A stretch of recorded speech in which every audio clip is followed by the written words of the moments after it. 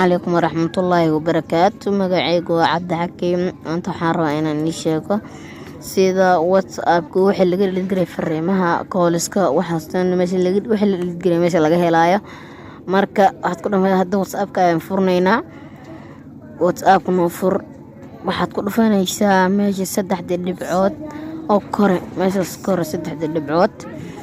ayaad klik siinaysaa 3 dhibcood kadib waxaad ku dhufanaysaa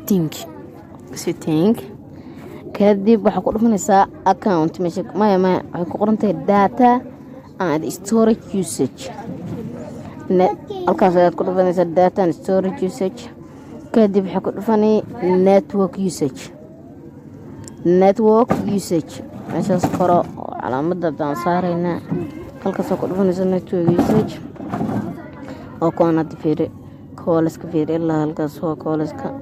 media ugu badan wixii media la dhigay markaas fiiri wixii media la dhigay intee leeyihiin